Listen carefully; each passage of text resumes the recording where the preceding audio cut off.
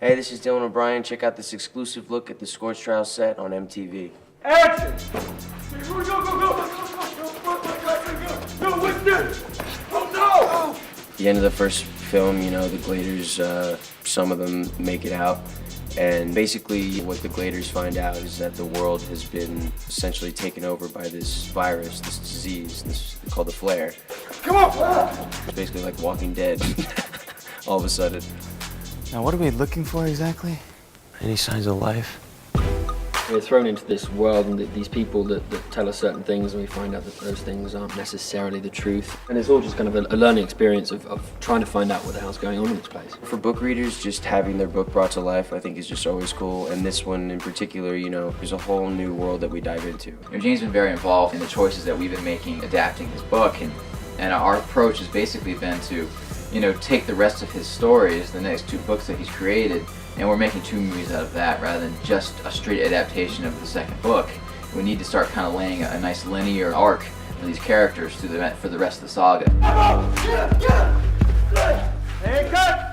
A lot of action, a lot of fun, and hopefully a new kind of look at just what the franchise we started with in the Maze. I think fans would just enjoy seeing us in just a completely different circumstance. Book's insane, and we're bringing a lot of that to the movie, you know. It really just opens up the world. It was such a mystery in the first one. Of course, like with what Wes does with it, it's even cooler.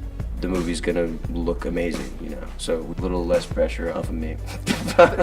It's gonna be really cool for the fans. I just can't wait for them to see it.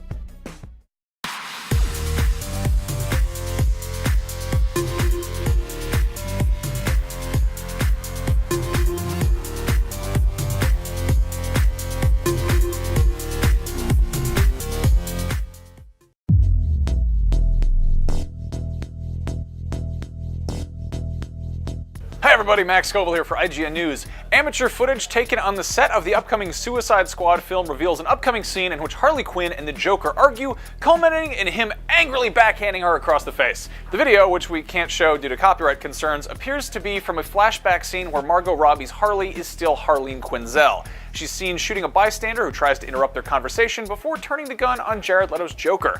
A host of photos from the scene have also appeared, along with a few of the Joker's ride, which appears to be a sick purple Vador supercar bearing the license plate ha ha ha. This is the latest in a long series of leaks from the upcoming movie. We've seen plenty of Robbie as Quinn so far, though also recently got our first look at Killer Croc and Deadshot. For more on Suicide Squad, stay tuned to IGN.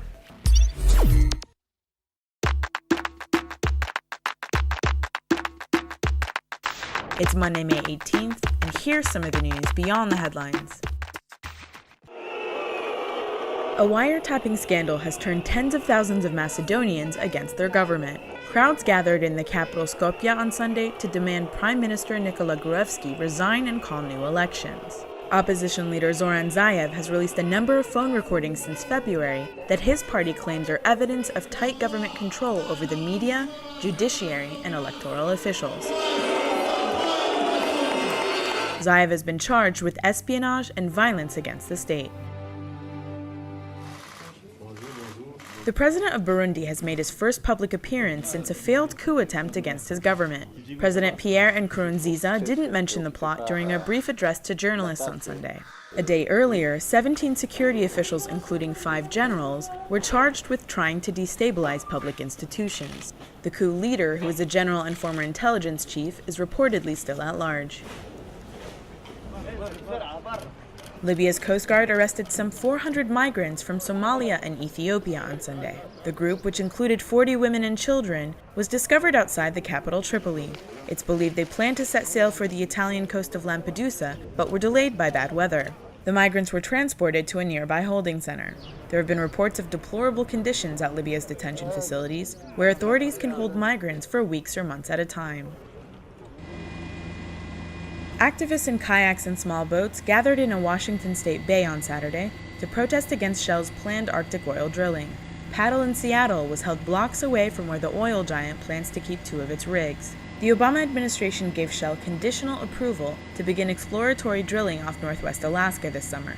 The company must still secure 7 federal and state permits. The Arctic Ocean is estimated to hold at least 30 billion barrels of oil and potentially 30% of the world's undiscovered natural gas. But environmental groups say a drilling accident in the Arctic would have far worse implications than those of the 2010 spill in the Gulf of Mexico.